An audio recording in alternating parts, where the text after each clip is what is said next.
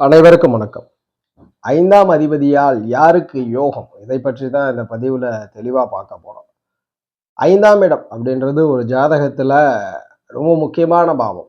ஏன் சொல்றோம்னா, திரிகோணத்துல ரொம்ப முக்கியமான பாவம் லக்ன பாவம். அதற்கு அடுத்த படிநிலைகள்ல 5ஆம் இடம் ரொம்ப முக்கியம்.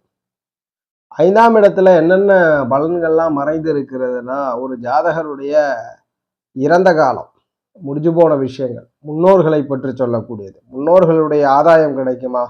முன்னோர்களுடைய நிலவல ஆதாயங்கள் கிடைக்குமா? முன்னோர்கள் வாழ்ந்த இடத்தில் இவர் வாழக்கூடிய ஒரு பாக்கியம் இருக்கா? அப்படின்றத இந்த 5ஆம் இடம் தான் உறுதிப்படுத்தி கொடுக்கிறது. அதுபோல நிகழ்காலத்தில் ஒரு சூட்சமமாக ஜாதகர்களுடைய மனநிலைமை, மென்டலா எப்படி இருப்பார்?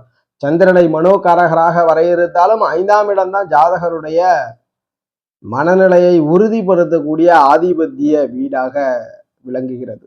ஜாதகருடைய மன வலிமை இந்த 5ஆம் இடத்துல, நிகழ்காலத்துல ஜாதகருடைய மன வலிமை இருக்கு. மனம் பாதிக்கப்பட்டால் அந்த ஜாதகர் எத்தனை செல்வங்களாகட்டும், எத்தனை புகழுக்கு அதிபதியானாலும் செயலற்று போயிடும்ன்றது தான் உறுதி. அதுபோல் எதிர்காலத்தை குறிக்கக்கூடியது இந்த 5ஆம் இடம் தான். எதிர்காலத்தை எப்படி குறிக்குன்னா, உங்களுடைய வாரிசுகளை சொல்லக்கூடிய பாவம். அப்ப 5ஆம் இடத்துல ரொம்ப பெரிய முக்கியமான விஷயம் முன்னோர்களை பற்றி சொல்லக்கூடியது, ஜாதகருடைய மனநலமையை பற்றி சொல்லக்கூடியது, வரக்கூடிய சந்ததிகளை பற்றி சொல்லக்கூடிய பாவம். அதுபோல் என்டர்டைன்மெண்ட் பாவம். ஒரு மனிதன் மகிழ்ச்சியோட இருப்பாரா? வாழ்க்கையில் எத்தனை துன்பங்கள் இருந்தாலும் ஜாதகர் எப்பொழுதுமே ஒரு மகிழ்ச்சியா இருப்பாரா? துன்பங்கள் இருந்தா அதை ஒரு பக்கம் விலக்கி வச்சுட்டு ஜாதகர் தன் மகிழ்ச்சியை எடுத்துப்பாரான்றது இந்த 5ஆம் இடம் தான் சொல்லுது. இங்கே காதல் உணர்வுகளும் 5ஆம் இடத்துல விளங்குகிறது. ஸ்போர்ட்ஸ், விளையாட்டு திறன் எப்படி இருக்கும் அப்படின்றத இந்த 5ஆம் இடத்துல பார்க்குறோம்.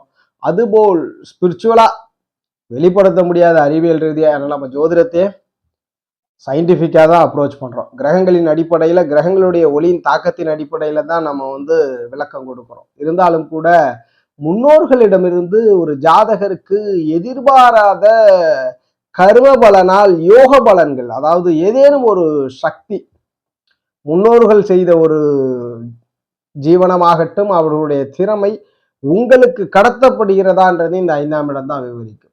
யூனிவர்ஸ்லேருந்து கிடைக்கக்கூடிய ஒரு லக் இந்த 5ஆம் இடத்துல தான் ஊர்ஜிதமாகிறது. அப்போ 5ஆம் இடம் ரொம்ப பெரிய முக்கியமான பகுதியை வைத்திருக்கிறது. பூர்வீகத்தில் நீங்க இருப்பீங்களான்றது சொல்றது 5ஆம் இடம் தான். உங்களுடைய முன்னோர்களுடைய நிலவல ஆதாயங்களை நீங்க அனுபவிப்பீங்களான்னு சொல்றது 5ஆம் இடம் தான். உங்களுடைய மன வலிமையை உறுதிப்படுத்துறது 5ஆம் இடம் தான். அடுத்து வரக்கூடிய சந்ததிகளை உருவாக்கி கொடுக்கிறது, சந்ததிகளை பற்றி சொல்லக்கூடிய பாவமும் இந்த 5ஆம் இடம் தான். மிக அதீத அமைவுகள்ல யூனிவர்ஸ் கொடுக்கக்கூடிய பொக்கிஷம் ஆன்மீக அறிவு, ஒரு எக்ஸ்ட்ரா கரிக்குலர் நாலேஜ் இந்த 5ஆம் இடத்துல தான் இருக்கு. எதிர்பாராத நாலேஜ். நிறைய பேர் நிறைய கண்டுபிடிப்புகளை நிகழ்த்துவதற்கும் இந்த 5ஆம் இடம் தான் காரணமாக இருக்கிறது. நிறைய பேர் கனவு உலகில் தனக்கு அறியாமல் வேறொரு சக்தி தொடர்பின் மூலியமாக வெற்றி கொடுக்கிறதும் இந்த 5ஆம் இடம் தான். அதுபோல் சிற்றின்பங்கள்ல ஜாதகருடைய மனம் சார்ந்த காதல் போன்ற உணர்வுகளும் இந்த 5ஆம் இடத்துல அமைஞ்சிருக்கு. இத்தனை காரகங்களுக்கும் ஒரு முக்கியமான வீடு தான் 5ஆம் வீடு.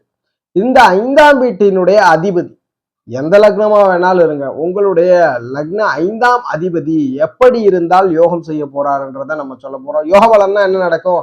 5ஆம் அதிபதி நல்லா இருந்தாருன்னா முன்னோர்கள் வாழ்ந்த இடத்துல உங்களுக்கு பிராத்தம் இருக்கும். முன்னோர்கள் இருந்த இடங்கள்ல நீங்க ஜீவனம் செய்வீங்க. அதுபோல் 5ஆம் இடம் 9ஆம் இடம் ரெண்டுமே பார்க்கணும். சில பேருக்கு 5ஆம் இடம் வலுவா இருக்கோ, ஆனா நடப்பது 8, 12ஆம் அதிபதியோட திசையா இருக்கும். அப்ப என்ன நடக்கும்னா, ஜாதகர் முன்னோர்களுடைய இடத்திற்கு வந்து போகக்கூடிய பாக்கியம் இருக்கும், ஆனால் நிரந்தரமாக தங்கி இருக்கக்கூடிய பாக்கியம் இருக்காது. வெளிநாடு தூர தேசங்கள்ல இருப்பார். 5ஆம் இடம் பாழ் அடைஞ்சு போச்சுன்னா முன்னோர்கள் யாருன்னே தெரியாது. முன்னோர்கள்ட்ட எந்த இடபலமும் இருக்காது, எந்த நிலபலங்களும் இருக்காது. அதையும் உறுதிப்படுத்துகிறோம்.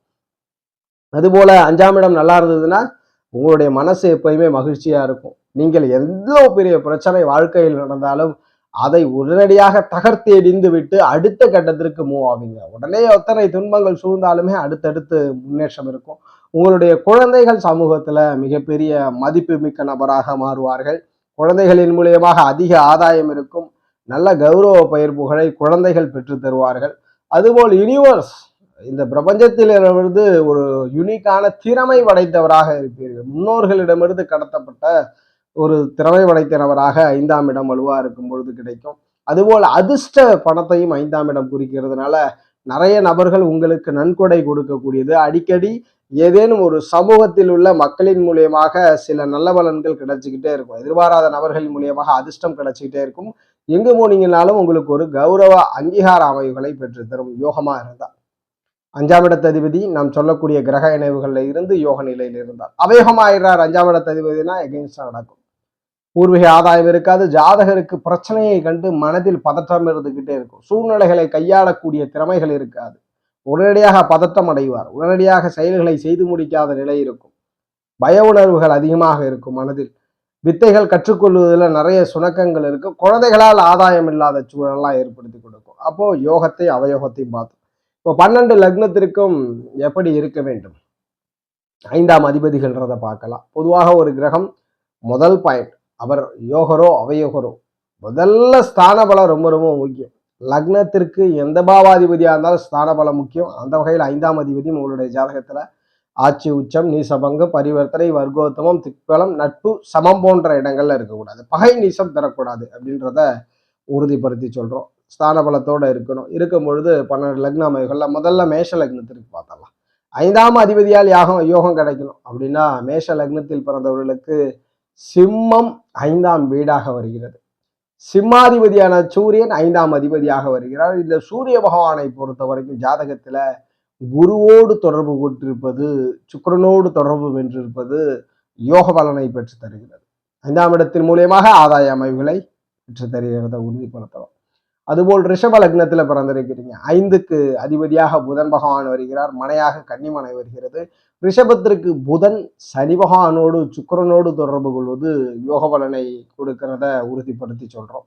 மிதுன லக்னத்துல பிறந்திருக்கிறீங்க. 5ஆம் மனையாக துலாம் வருகிறது. 5ஆம் அதிபதியாக சுக்கிரன் வருகிறது. அந்த சுக்கிரனை பொறுத்த வரைக்கும் சனி பகவான் மற்றும் புதனுடைய தொடர்பு யோகத்தை கொடுக்கிறது. குரு பார்வையும் யோகத்தை கொடுக்கிறது. குரு இணையக்கூடாது, குரு பார்வையும் யோகத்தை கொடுக்கிறது. கடகலக்னத்துல பிறந்திருக்கிறீங்க. 5ஆம் மனையாக விருச்சக மனை அமைகிறது. அதிபதியாக செவ்வாய் அமைகிறார். சந்திரனுடைய தொடர்பு, குருவனுடைய தொடர்பு யோக பலனை செய்கிறது. அதற்கு அடுத்த படிநிலைகள்ல சூரியன் தொடர்பு 5ஆம் இடத்தினுடைய யோக பலனை ஜாதகருக்கு கொடுக்க கடமைப்படுகிறது. பிறந்தது சிம்ம லக்னம். 5ஆம் அதிபதியாக குரு வருகிறார். ஆதிபத்திய வீடாக தனுசு மனை வருகிறது. குரு பகவானை பொறுத்த வரைக்கும் சிம்மத்திற்கு சனி பகவானோடு தொடர்பு கொண்டிருப்பதும் மற்றும் புதனோடு தொடர்பு கொண்டிருப்பதும் யோக பலனை தருகிறதுன்றத உறுதிப்படுத்தி சொல்றோம். ஏன் காரக முரண்பாடு? சனி பகவான் அவயோகராச்சே. ஏன் அவயோக நிலையில யோகம்டா நம்ம பூர்வ புண்ணிய பாவத்தை பார்க்கிறோம். ஒரு நல்ல துணைவர் அமைந்து விட்டால் அவருடைய வாழ்க்கையே சொர்க்கத்திற்கு நிகரானது. ஆணாக இருந்தாலும் பெண்ணாக இருந்தாலும் துணைவர் நல்ல முறையில் அமைஞ்சிட்டார்னா உங்களுடைய வாழ்க்கை தரத்தை மேம்படுத்தி கொடுத்துடுவார். அந்த அமைவுகள்ல குரு சனி காம்பினேஷன் மிகப்பெரிய யோக பலனை பெற்றுத்தரும்ன்றத உறுதிப்படுத்துறோம் சிம்ம லக்னத்தில் பிறந்தவர்களுக்கு. அதுபோல புதன் 2-11ஆம் ஆதிபத்தியம் வர்றதுனால பூர்வ புண்ணிய ஆதாய அமைவுகள்ல பணம் செல்வங்கள் அதிகமாக கிடைக்கும். அதன் பிறகு செவ்வாயினுடைய தொடர்பு. கன்னியில பிறந்திருக்கிறீங்க.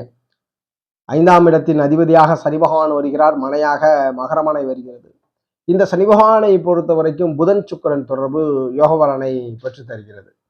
துலாம் லக்னத்துல பிறந்திருக்கிறீங்க. 5ஆம் மனையாக கும்பம் வருகிறது. அதிபதியாக சனி பகவான் வருகிறார். துலாம் லக்னத்திற்கு சனி பகவான் சுக்கிர புதன் தான் முதன்மையான யோகத்தை கொடுக்கிறத உறுதிப்படுத்தி சொல்றோம். அதுபோல நீங்கள் பிறந்தது விருச்சக லக்னம். 5க்கு அதிபதியாக குரு பகவான் வருகிறார். மனையாக மீனமனை வருகிறது. குரு பகவானை பொறுத்த வரைக்கும் செவ்வாய் சூரிய சந்திரன் தொடர்பு யோக பலனை தருகிறது. தனுசு லக்னத்துல பிறந்திருக்கிறீங்க. 5ஆம் மனையாக மேஷம் வருகிறது. அதிபதியாக செவ்வாய் வருகிறார். தனுஷிற்கு செவ்வாயை பொறுத்த வரைக்கும் குரு சூரிய சந்திரன் தொடர்பு சுக்கிர தொடர்பு யோகத்தை செய்கிறது. ஏன் சுக்கிர தொடர்பை சொல்றோம்? தனுஷிற்கு சுக்கிர தொடர்பை சொல்வதற்கான காரணம் ரோகஸ்தானாதிபதி லாபஸ்தானாதிபதி சுக்கிரன். அவர் கண்டிப்பாக தனலாபத்தை கொடுக்கிறார். பூர்வ புண்ணியத்தின் ஆதாயத்தின் மூலியமாக தனலாபத்தை கொடுக்கிறார். வசதி வாய்ப்பான முன்னோர்களை கொடுக்கிறார். அதற்காக அதை உறுதிப்படுத்தும். மகர லக்னத்துல பிறந்திருக்கிறீங்க. 5ஆம் அதிபதியினால் யோகம் கிடைக்கும். மகரத்தை பொறுத்த வரைக்கும் 5ஆம் இடம் ரிஷபமனையாக வருகிறது. அதிபதியாக சுக்கிரன் வருகிறார். இந்த சுக்கிரன் புதன் மற்றும் சனி பகவானுடைய தொடர்பு பெற்றிருப்பது யோக பலனை பெற்றுத்தரும். குருவோட பார்வை அதன் அடுத்த படிநிலைகள்ல பார்வை இணையக்கூடாது, யோகத்தை தருகிறது. நீங்கள் பிறந்தது கும்ப லக்னம். 5க்கு அதிபதியாக புதன் பகவான் வருகிறார். மனையாக மிதுனமனை வருகிறது. புதன் பகவானை பொறுத்த வரைக்கும் சனி சுக்கிரனுடைய தொடர்பு யோக பலனை பெற்று தருகிறது. அதுபோல் குரு பார்வையும் யோக பலனை தருகிறது. மீன லக்னத்துல பிறந்திருக்கிறீங்க, 5ஆம் மனையாக கடகமனை வருகிறது, அதிபதியாக சந்திரன் வருகிறார். சந்திரனை பொறுத்த வரைக்கும் செவ்வாயோடு குருவோடு தொடர்பு பெற்றிருப்பது யோக பலனை தருகிறது என்பதை உறுதிப்படுத்துறோம். இப்போ நாம் சொன்ன இந்த பொதுவான அமைவுகள்ல இந்த கிரகங்களுடைய தொடர்பு இருந்தா நீங்களே தெரிஞ்சுக்கலாம் 5ஆம் இடத்த அதிபதி கொஞ்சம் யோக நிலையில இருக்கிறார். மேலும் மல்டிபிள் கிரகங்களுடைய இணைவு, பார்வை இதை பொறுத்து சற்று பலன்கள் மாறுபடும். ஆனால் முழுவதுமாக 5ஆம் இடம் நாம் சொன்ன கிரக இணைவு ஏதேனும் ஒரு வகையில தொடர்பு கொண்டால் போதும், கண்டிப்பாக பூர்வ புண்ணிய ஆதாயமும் உங்களுக்கு கிடைத்துவிடும். அதுபோல முற்காலம், நிகழ்காலம், எதிர்காலம் இந்த 3 காலங்களுமே உங்களுக்கு ஏதேனும் ஒரு நல்ல பலன்களை பெற்றுத்தரும்ன்றதை உறுதிப்படுத்துறோம். ஜோதிட ரீதியான தகவல் அல்லது உங்களுடைய சுய ஜாதகம் சார்ந்த சந்தேகங்களுக்கு ஸ்கிரீன்ல தெரிகிற நம்பரை தொடர்பு கொள்ளுங்க. வாழ்க வளமுடன். நன்றி.